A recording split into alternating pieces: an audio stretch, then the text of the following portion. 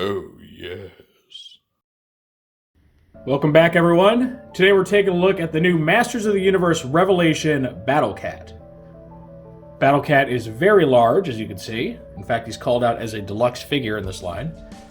Very highly articulated, and just like his more classic counterpart, he's meant to be ridden around by He-Man. So naturally, he's more of like a very large accessory to the main figure than anything, but he's no slouch himself. As you can see, he's got, let me get rid of this glare for you, 30 points of articulation, just like Skelegod does. Big old figure, highly detailed, and he comes with some nice accessories in the form of his armor and helmet. So, if you've seen my reviews before, you know how this goes. We're going to take a look at Battle Cat's packaging, then we're going to open him up. We're going to look at the toy itself, check out all the articulation, the features, all that cool stuff. Be doing some Groot shots and comparisons today, and then at the end of the video, I'll give my final thoughts. So Battle Cat comes in an extra large, extra wide version of the Masterverse or Revelation style packaging. And he just gets viewed through a big old window right here, which shows him in more or less a lunging kind of position, though his foot's weirdly twisted in the back there. That doesn't look comfortable. You can see the branding for the show, his name, that deluxe callback or call out for deluxe detail, deluxe sculpt, deluxe articulation, all that cool stuff. It looks like there might be some wear and tear on his little jewel thing there. I don't think they're supposed to be red on that, but I guess we'll find out once I open it. On the side here has his name in big font with his little title or descriptor of Fighting Tiger, which I'm pretty positive is the exact same one his classic toy had. You get one bit of artwork of Battle Cat here on the side, where he's looking very vicious, and there's like some pterodactyl-looking things flying in the background. And you get a whole new bit of artwork here on the back that shows He-Man riding him into battle in front of Castle Grayskull. Pretty reminiscent of his original artwork. We get his name and some flavor text here, and his description reads, "The cowardly green and yellow talking tiger, Cringer, wishes for nothing more than to peacefully relax by Prince Adam's side. But when Adam raises his power sword and summons the power of Grayskull, Cringer sheds his whimpering nature and transforms into the mighty Battle Cat, ferocious fighting steed and loyal best friend of the mighty He-Man." So really just a much more in-depth recap of his original description. And interestingly, you see this little play feature called out here which says remove mask for Cringer. So the idea is you take his armor off and he's Cringer now. And it looks like they've even sculpted his face to look more like Cringer's kind of meek, cowardly appearance than the more, vicious tiger he turns into. I mean, I guess that's kind of neat. The only problem is I'm pretty sure Cringer is physically smaller than Battle Cat, right? Like he grows like He-Man does when he transforms, right? I'm not imagining that. So it's a little shaky to, be able to call that Cringer. Personally, I would have rather had them just sculpt an actual, maskless Battle Cat face for him, like the classic toy, and then maybe just do a separate Cringer figure outside of this release, maybe, something a bit smaller. Might even be able to fit it like a normal size packaging.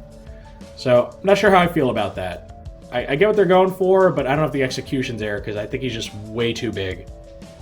And then here down at the bottom, we get our cross-sells for the first wave of toys. You get Skelegod, which is another large type figure, and then the four regular toys, He-Man, Mossman, Skeletor, and Evil Lyn.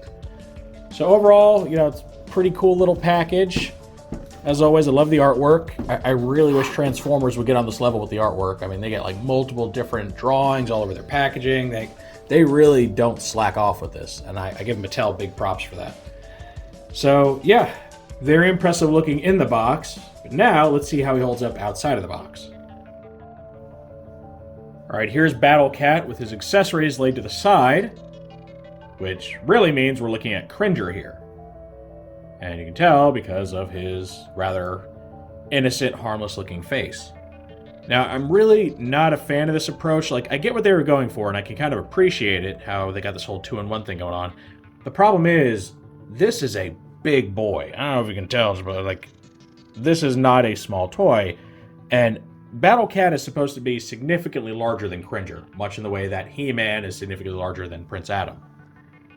So we kind of run into this situation that's reminiscent of the whole Orko coming with Savage He-Man thing, where it seems really out of place. Why is Orko a part of this set? He really should be, off on his own, either, with Adam or with, another version of Orko or something.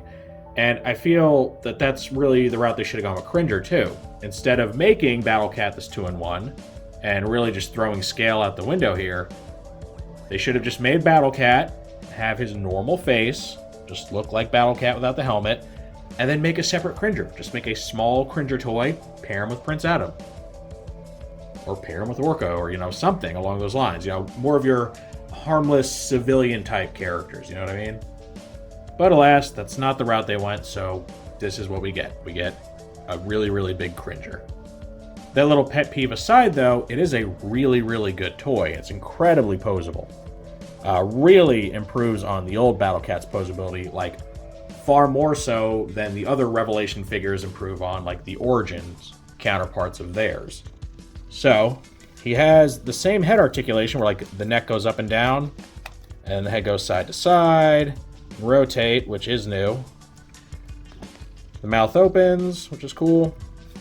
But then he has a 3-segmented body here, so he really moves like a cat. You can see all that movement in there, which is nice. Got the same tail articulation where it goes up and down, rotates. And the legs, not only do the shoulders and hips go back and forth, like the Origins Battle Cat, they can splay outward a little bit too. So he gets that extra dimension of posability, which is nice. The elbows and knees also bend and rotate like Origins Battle Cats. But unlike that one, he actually gets ankle articulation, which is awesome because that was a huge, huge thing that was hurting all of the Origins cat mounts, whether it was Battle Cat, Panther, or, though I haven't reviewed him yet, Duplicat.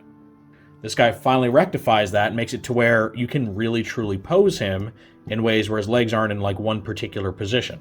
So he's got ankle rocking, and then he's got that rotation thing like the regular Origins and Revelation toys do. Now his hind legs are interesting because they get an extra joint back here. You get that whole leonine leg thing going on with the extra little bend right there.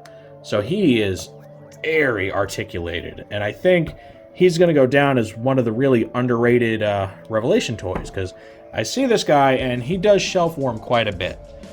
You don't see too many people lining up to buy him, which is a shame because he's really good. He goes for $40, which seems like a lot, but when you see just how articulated and how big he is in real life, it really doesn't seem that outlandish. I mean, you can get a lot of poses out of this guy, whether you have him as Cringer or as Battle Cat.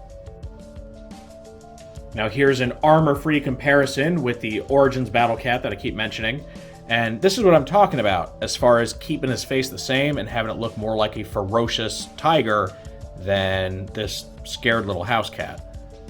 It's something I really would have liked to see. Some things I do really appreciate, though, is that he does get a lot of additional paint apps compared to the Origins toy. He gets the black outline on the ears, he gets these kind of eyebrows going on, some markings around the eyes and the muzzle, painted nose. So the paint job, I would say, is better. He also actually gets claws, which something, it looks a little weird for Cringer, but works really well for his upgraded form. This Battle Cat, you can see, no claws to be found. Looks like a little kitty cat from like the neck down. So it's a bit of give and take here, where I think the old toy has the better face sculpt, but I think the new one excels in pretty much every other direction. There's also the color difference that by now I'm sure you've noticed. The original Battle Cat toy is a very deep, almost forest green with some orangish yellow striping going on. This new one, he was much more closely to the Filmation and then, by extension, the Netflix coloring of more like a pea soup green with very clearly orange stripes. So, if screen accuracy is a thing for you, that might be considered a plus too. Now, I don't mind this Battle Cat being, vintage toy colors because I look at Origins as kind of a stand-in for a vintage collection since that's, before my time and exceedingly expensive. But I will say, based purely on what I find appealing, I actually do prefer the new colors of the Netflix version more. I don't know, I think it's just a little more pleasing to the eye, whereas the old colors are very, very garish looking. Now, I think we've seen enough of Cringer, so we're going to go ahead and transform him to Battle Cat. So, you just take his saddle, which is made of a very soft rubber. It's not the hard plastic like the older one is. which is good because with him having an articulated body, you need to be able to kind of bend and conform to that. Though it still fits best if you just have him kind of straight. All right, so his belts work very much the same way. You just pull them tight so you get a nice little spot to tab in. And then go. Same thing here. If I can get it to go in, there we go. All right. All right, kind of slide this on a little. Might want to... yeah, let me loosen this one notch because I don't think it wants to go over his shoulders and stuff when it's that tight. I want it pulled up a little. All right, let's try this. That one and that one. Okay. There you go. That's a pretty good fit right there. All right, so you get the armor. And if he actually had a Battle Cat face, you could just leave him like this because sometimes you do see Battle Cat without the helmet. But because he still looks like Cringer wearing a saddle, it's time to put this helmet on, which has some really cool looking eyes, by the way. All right, look at that. Now he looks like Battle Cat. Now, one thing that's kind of annoying is you can see on this little circular ornament, see where the paint's coming off and just kind of came that way out of the box. So I think it was like placed in the box while the paint was still wet and some of it like stuck to the inside. So that's kind of annoying. I think I might pose him from this side. Oh, nope, that's got it too. So I can't win. It's a minor thing, but it is kind of an eyesore. Maybe I'll get creative or enterprising and cover that up because it is kind of bothering me a little bit. But he does look much cooler with this armor on. It's kind of amazing how much a helmet and a saddle can really transform a cowardly-looking cat into this giant, war tiger. Now, of course, what's a battle cat without a heroic, strongest man in the universe to ride atop him? So we have our Revelation He-Man. Add him in a seated position. Now, there's a bit of a problem with this He-Man toy. You can see he kind of just rests on his loincloth. That's because unlike the older toys where they're worn as kind of like tight woolies, these hang down a little more naturally. Very Conan the Barbarian-like. That creates a bit of an issue though, because like, how does he sit down when the loincloth's in the way? And it basically forces you to either kind of like prop him up somehow to keep the weight off of it, or let the loincloth bend inward or outward. Which means if you display him and store him like that for any length of time, you're going to put a permanent bend in that rubber. So it is a little bit of an issue. He doesn't sit well on there at all. And I don't really know if there's a solution. So he's kind of shifting because the rubber's like settling. I don't know if there's a good solution other than just not have him mount on Battle Cat, which is going to be kind of weird because that's kind of the whole reason you'd buy this guy. So just keep in mind that it is an issue you're going to face where your He-Man just isn't going to sit very well on top of your Battle Cat. And you are going to have to make the decision, do I leave He-Man off and just pose Battle Cat by himself, or do I end up just putting some permanent bends in that rubber loincloth? And I mean, I don't really have an answer for it. It really just comes down to your priorities. If you don't care about bending it, because you just plan on keeping them like that for like ever and ever, then fine. I don't think you'll have an issue. But if you do like to keep your figures in, relatively mint condition, that may become an issue for you. And for our final group shot, we've busted out the Origins toy with its battle armor and its own He-Man riding atop it. And you can see how this riding situation works out a lot better because this He-Man toy, his whole loincloth or woolies, whatever you want to call it, it's pretty much tied up against his skin. Looks kind of like a WWE wrestler. So that enables him to sit down on this guy without anything getting in the way. Whereas this He-Man, you can see, he's basically almost fallen off the back just to deal with all these extra bits hanging down. So that is a bit unfortunate and, can really put a damper on this whole thing. I will say that the helmet and armor and everything on this new version, infinitely cooler than the old one. One thing I never liked about the original Battle Cat mask is it has this almost fleshy quality to it, and with the shape of the nose and all that, I always thought it made him look like a goblin more than anything. Like just a creepy, creepy little goblin. Whereas with this new one, it's far more angular and hard looking, and they've also reshaped the nose a bit to where it actually looks like a helmet and not just some sort of like fleshy proboscis hanging off of his face. It also helps that they went and painted the spikes to help them stand out against all this, and those little gem-looking things. So yeah, I do think that overall, the new toy is just a far more cool-looking take on the Battle Cat design than the old one. I love this old one. I love the vintage look of it. I'm glad I have it.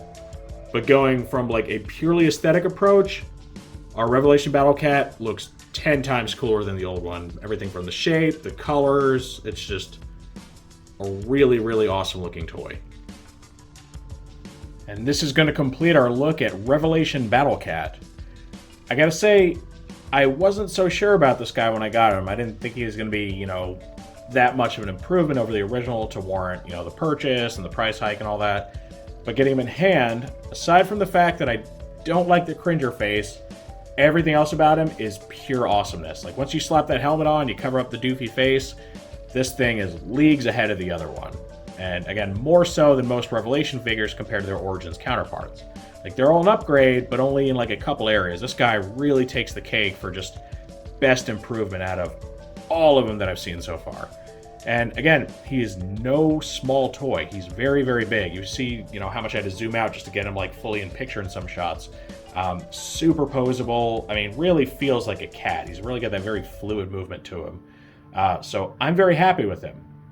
I am disappointed that He-Man really doesn't work with Battle Cat because of the whole draping loincloth thing.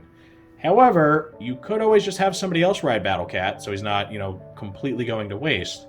I think, you know, there's probably some really good alternatives out there that don't have like all that draping stuff between the legs that can mount him a little more easily. Maybe like the new Tila, right? She's got pretty just kind of normal pants. So I'm sure there's a way to at least, you know, have somebody mount him. But from a collector standpoint, as somebody who wants their stuff to stay nice, I wouldn't recommend having it be He-Man. You know, if you really don't care, and you don't mind if He-Man's loincloth gets all bent and stuff over the years, then have at it. If having that display means more to you than preserving the figure, everyone's got their own priorities. Me personally, I'm probably going to find an alternate to step in for He-Man. I'll just have him stand on his own. Of course, that is just how I feel about all this. So now I want to know what you think of Battle Cat. Do you think this is a big improvement over the old one? Do you see yourself getting it? And are you put off by the whole issue with He-Man's loincloth? Does it, you know, maybe deter you from wanting to buy this? Or is there something else about this you don't like? Maybe you don't like the colors. Maybe you just really hate Revelation, because there are a lot of those people out there. Any and all feedback is always welcome in the comments section. If you enjoyed this review, make sure to toss it a like. Let YouTube know you want to see more stuff like this. If you do want to see more like this, make sure to subscribe and hit that notification bell so you always get a heads up when I post something new. I thank you for joining me for this look at Masters of the Universe, Masterverse, Revelation, Battle Cat. And with all that said, I will see you next time.